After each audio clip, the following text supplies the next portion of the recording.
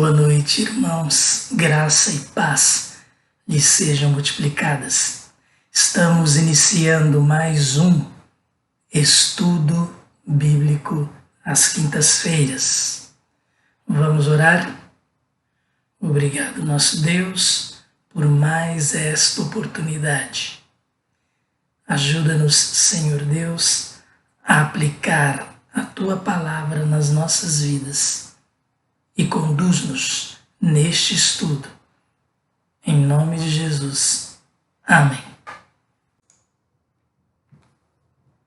Na semana passada nós paramos no verso 13 deste capítulo 2 da carta de Paulo aos Colossenses.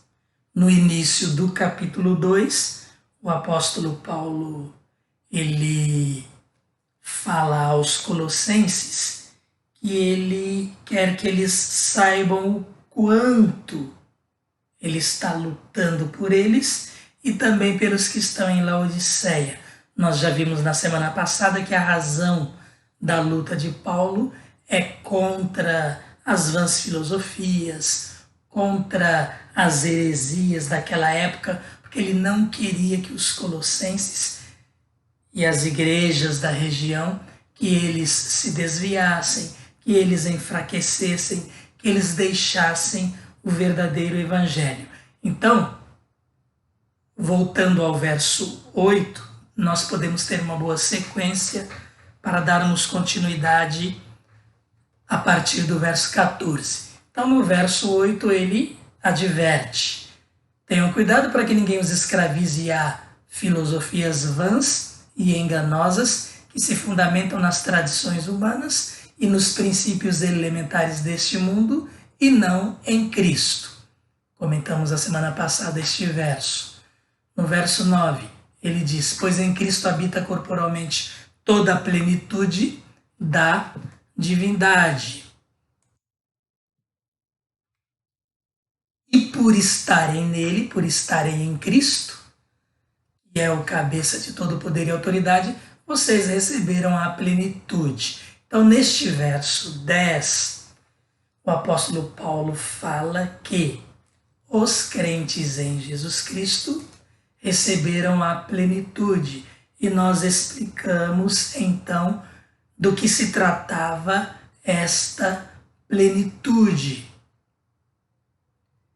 Na verdade, a explicação de Paulo em relação a esta plenitude vai dos versos 11 a 15. Como nós paramos no verso 13, então nós não demos a explicação completa, de acordo com o ensino de Paulo, do que é esta plenitude.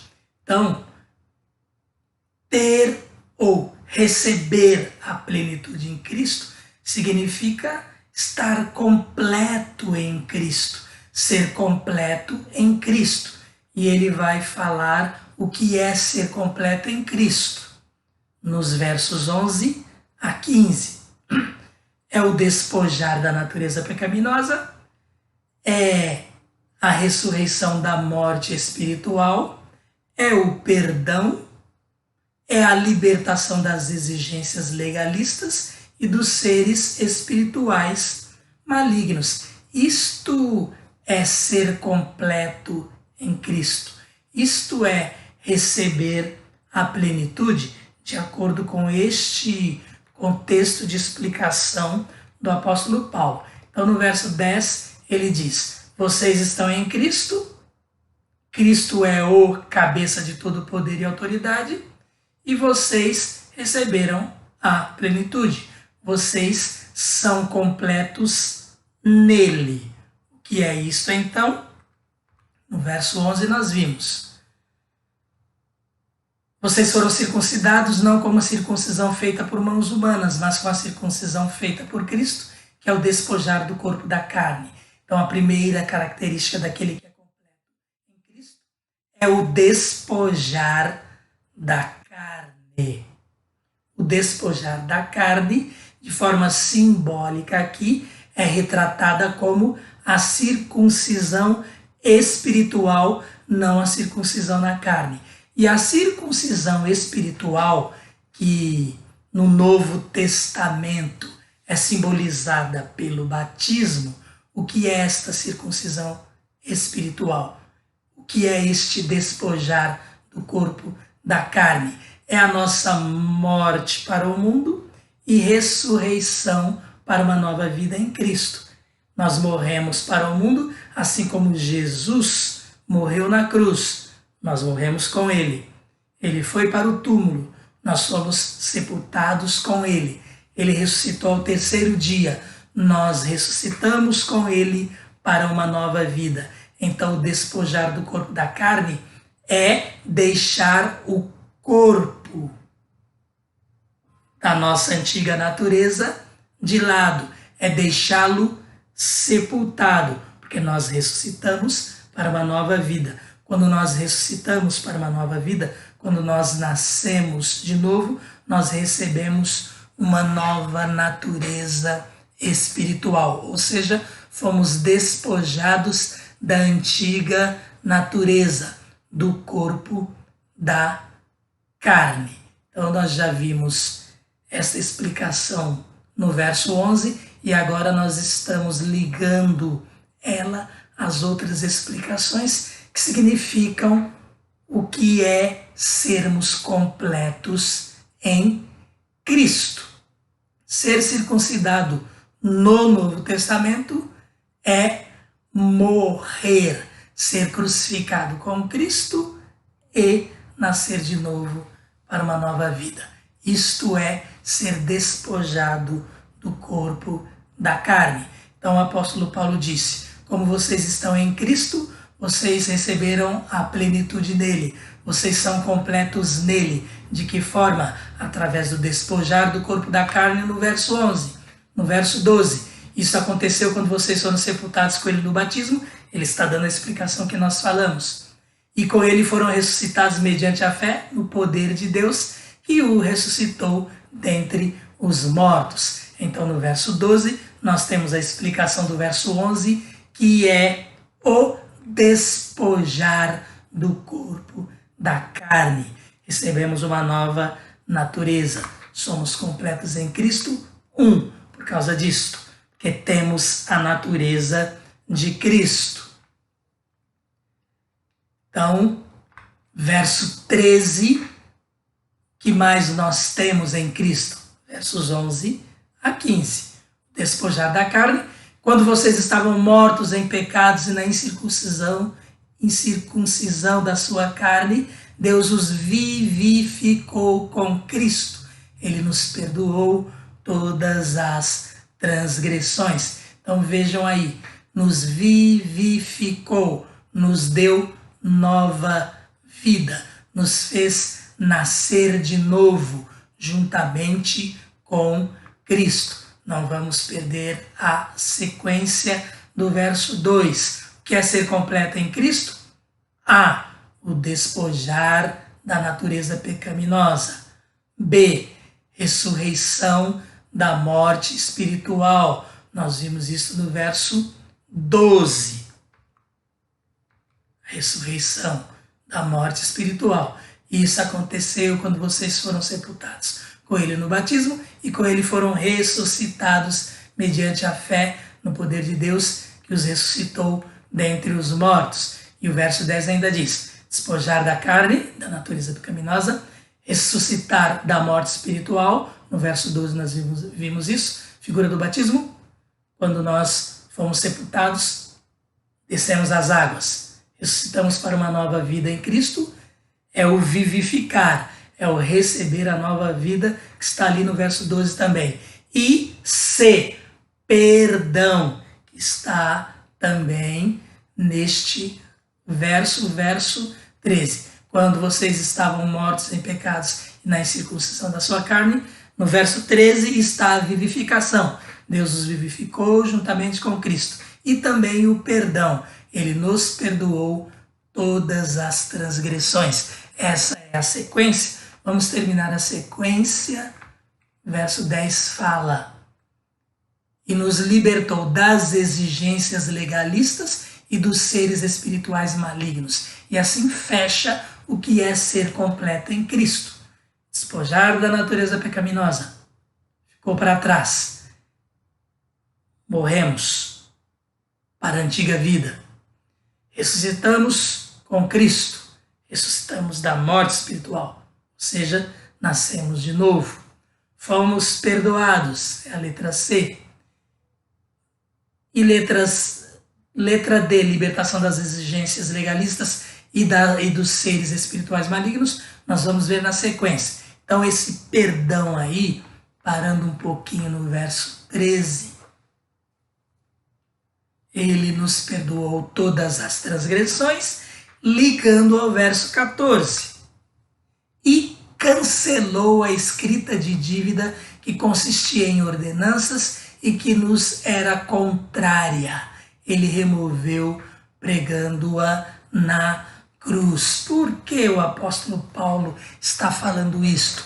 Porque os colossenses estavam sendo bombardeados com ensinos estranhos, com ensinos cheios de obrigação, com ensinos cheios de ter que fazer, ter que ser isso ou aquilo. Então o apóstolo Paulo diz: quando Cristo foi crucificado, morreu, foi sepultado, ressuscitou, o que acontece? Na cruz, ele cravou a nossa dívida. Então, quando vocês estavam mortos na incircuncisão da sua carne, ele os vivificou, ele deu nova vida a nós, juntamente com Cristo. O que mais ele fez? Ele nos perdoou todas as transgressões, que significa todas. Jesus morreu por todos os nossos pecados. Ele nos perdoou de todas as transgressões e, juntamente com o perdão, ele cancelou a escrita de dívida, que consistia em ordenanças, que nos era contrária. No Antigo Testamento, o que o povo judeu fazia? Procurava observar ordenanças, mandamentos, mas a própria experiência de vida deles provou que eles não poderiam ser justificados através do cumprimento daquelas ordenanças. Jesus cancelou a escrita de dívida que consistia nessas ordenanças e que nos eram contrárias, porque nós não temos como cumprir a lei em virtude da nossa imperfeição, em virtude da culpa que nós carregávamos conosco mesmos. Não temos condições de viver de forma perfeita neste mundo. Isto é herança do pecado. E nós trazemos ainda essas características. Somos redimidos, somos remidos, mas ainda vivemos neste corpo que um dia, de uma forma completa, vai ser, sim, destruído, vai virar pó. Melhor do que isso, aqueles que partiram para a eternidade vão ressuscitar, um corpo glorificado. Os que estivermos vivos, vamos ter este corpo transformado. Ele vai ser glorificado, transformado em incorruptível.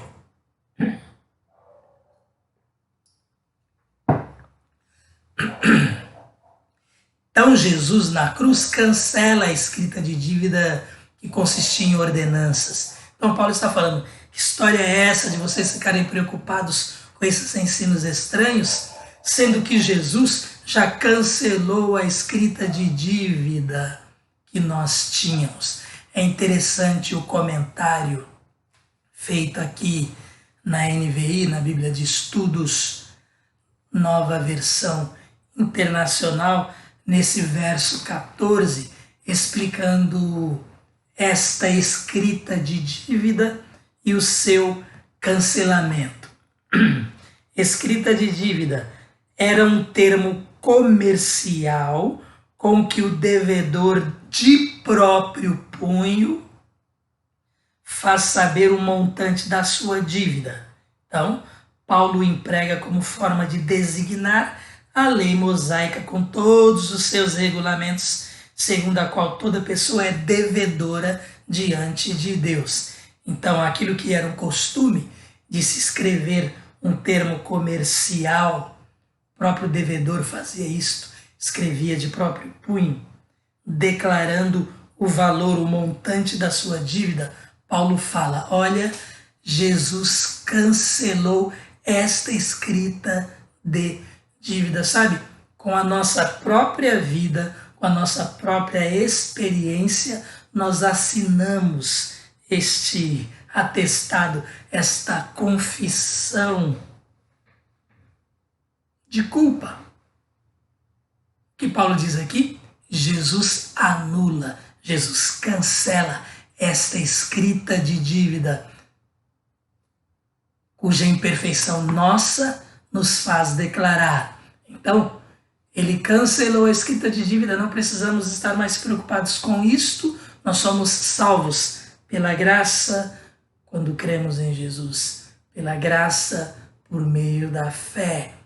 Então não é pela obediência, pela observância da lei. E esta escrita de dívida consistia em ordenanças, mandamentos, e nos era contrária, já explicamos o motivo aqui, nossa própria natureza. O que Jesus fez? Ele a removeu pregando-a na cruz.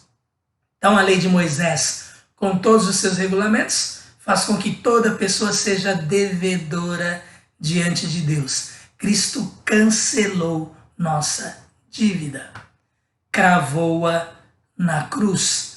Deus cancelou as acusações da lei contra o cristão. Para os não-judeus, eles próprios são sua lei. É o que a Bíblia nos declara lá em Romanos 2, verso 14. Nós lemos assim: de fato, quando os gentios que não têm a lei praticam naturalmente o que ela ordena, tornam-se lei para si mesmos, embora não possuam a lei. Isto é o que diz Romanos 2,14. Para os não-judeus, não é lá os 10 mandamentos, não é a lei moral de Deus que conta. Pelo menos não escrita ali. Para os não-judeus, eles próprios são sua lei. Então a aplicação é a mesma. Jesus cancela a escrita de dívida de todos. Consiste em ordenanças e isto nos é contrário. O que Jesus fez? Ele a removeu pregando-a na cruz. Nosso estudo começa aqui, mas é importante que nós frisemos os versos anteriores para entender o raciocínio do que vai até o verso 15, inclusive. E assim nós vamos ter o assunto completo de Paulo até esta praticamente metade do capítulo. Então lá no verso 10, para mais uma vez ficar bem claro, e por estarem nele, que é o cabeça de todo o poder e autoridade, vocês receberam a plenitude. Estamos entendendo o que é receber a plenitude, é ser completos em Cristo. E como é que nós somos completos em Cristo? Tendo sido despojados da natureza pecaminosa. A velha criatura ficou para trás. Ressuscitamos daquela morte espiritual, estávamos mortos em nossos delitos. Nós ressuscitamos para uma nova vida, fomos vivificados, nós fomos perdoados. E o que nós estamos vendo agora nesse verso 14?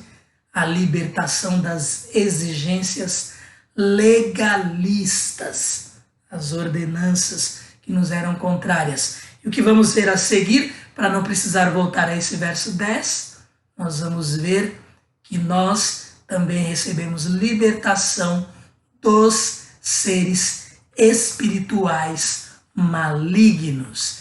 é a continuação do verso 14 para o 15. Então, 14, libertação da lei, da parte legalista, das ordenanças. Cancelou a escrita de dívida que consistia em ordenanças e que nos era contrária, ele a removeu pregando-a na cruz. Verso 15. E tendo despojado os poderes e as autoridades, fez deles um espetáculo público, triunfando sobre eles na cruz. Esta é a libertação dos seres malignos, tendo despojado os poderes e as autoridades. Isso aqui se refere ao mundo espiritual, demônios, Satanás, que vem contra nós com suas artimanhas, com suas tentações, tentando nos escravizar também. Nós éramos escravizados, sim, ao pecado. Estávamos sujeitos a estas ações do maligno, mas nós fomos libertados disto também. Tendo despojado os poderes e as autoridades, fez deles um espetáculo público, triunfando sobre eles na cruz. O que Paulo ainda diz aqui? Além de Jesus, no seu sacrifício completo, morte e ressurreição, além dele ter nos libertado de tudo que já vimos antes, ele nos liberta também do maligno, dos seres espirituais malignos e ainda faz deles um espetáculo público, ainda mostra que é vencedor em cima deles, triunfa sobre eles na cruz. Cristo venceu e desarmou os anjos malignos, poderes e autoridades que seduziam as pessoas a seguir o ascetismo e os ensinos falsos a respeito de Cristo. Então, como é que Jesus fez isto? Triunfou na cruz. Na sua morte, ele paga por nossos pecados, ele ressuscita, completa a sua obra. E Paulo aqui usa um termo que era comum naquela época em relação ao Império Romano, este fazer deles um espetáculo público. O que nós vemos nos comentários bíblicos, mais uma vez aqui, na NVI. A metáfora relembra o general romano levando prisioneiros pelas ruas da cidade para todos comprovarem sua vitória total. E ainda nós falamos aqui, Cristo venceu e desarmou os anjos malignos, poderes e autoridades que seduziam as pessoas a seguir o ascetismo e os ensinos falsos a respeito de Cristo. Ascetismo, o que era? Renúncia aos prazeres para a purificação do corpo com o objetivo de purificar a alma. Parece algo bom, mas o que acontece aqui? O erro está em acharem que eles podem se purificar, quando na verdade quem nos purifica é Cristo, com seu sangue quando cremos, ou seja, não é pelo meu esforço, mas pela fé em Cristo. Esta verdade nós temos repetido de forma incansável. O ascetismo era, portanto, parte da filosofia ensinada naquela época, dentro do gnosticismo e dentro das outras ideias filosóficas que foram surgindo. Continuação do verso 15, na explicação dada por nós aqui. Espetáculo público, relacionado à prática romana de expor os inimigos dominados e vencidos, levando-os como prisioneiros pelas ruas da cidade. E ainda acredita-se que isto era feito despojando os inimigos de forma completa, inclusive de suas roupas. Humilhação. Jesus faz isto com o inimigo de nossas almas e com seus anjos decaídos. Verso 16. Então aqui o apóstolo Paulo, tendo apresentado o que é ser completo em Cristo, desfrutar de todas essas características aí, tudo que ele fez por nós. Então ele, verso 16, diz: portanto, em virtude de tudo isso, de vocês serem tudo isso e serem pelos méritos de Cristo, não permitam que ninguém os julgue pelo que vocês comem ou bebem, ou com relação a alguma festividade religiosa, ou a celebração das luas novas, ou dos dias de sábado. Então, leis cerimoniais não salvam. Legalismo é erro, é influência do judaísmo, aquilo que eles seguiam no Antigo Testamento, mas fazia parte da religião deles. Eram as leis cerimoniais que Moisés, da parte de Deus, tinha dado para eles, e aquelas leis apontavam para Jesus. Ninguém os julgue. O legalismo gera o espírito de julgamento. Um cumpre rigorosamente uma parte e aí fica de olho na vida do outro, acusando, julgando. O outro, de repente, despreza estas partes ou outras e também julga aquele que observa. Isso se nós pensarmos pelo outro lado, por quem está do outro lado. Não permitam que ninguém os julgue pelo que vocês comem ou bebem, ou com relação a alguma festividade religiosa, ou a celebração das luas novas, ou dias de sábado. E não acontece assim ainda hoje, ainda nos nossos dias, que nós precisamos estar em paz com Deus, entender a palavra de Deus, cumprir sua lei moral. E não é cumprir a lei moral, que é aquela lei que tem a ver com certo e errado, que é pecado, mesmo que desagrada a Deus. Mas não é cumprir isto também em termos legalistas, fazer isto por obrigação. É obedecer, motivados pelo amor a Deus, pela gratidão, em virtude de tudo que Ele fez e faz por nós. Obedecer porque Ele é Deus, digno da nossa adoração, digno do nosso louvor, digno de nossa vida a seus pés, entregues, cada um de nós, a Ele. Estas são as nossas motivações, e não o legalismo, não a mera obrigação. Estas coisas são sombras do que haveria de vir. A realidade, porém, encontra-se em Cristo. As leis cerimoniais, as leis religiosas, que eram inclusive para o povo judeu, já explicamos, elas eram sombra do que viria. Ou seja, elas simbolizavam a vinda de Cristo ao mundo, o que Ele faria por nós. Nós, olhando para o passado, o que Ele fez por nós.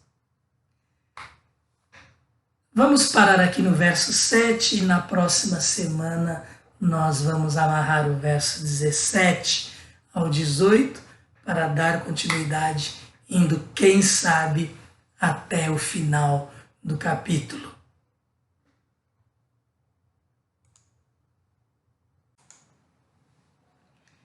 É isso, irmãos. Em Cristo nós somos completos. Nova vida, nova natureza, pecados perdoados, aguardando a vida eterna ser consolidada com a nossa glorificação. Obrigado pela participação de todos, que o nosso Deus possa abençoar a cada um de vocês. Vamos orar mais uma vez e assim estamos encerrando este momento. Obrigado, nosso Deus, por este estudo.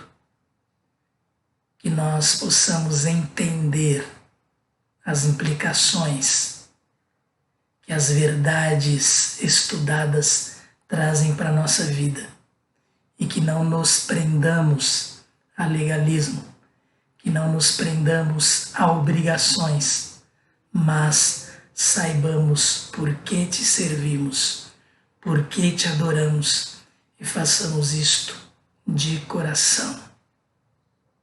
Assim nós oramos em nome de Jesus. Amém.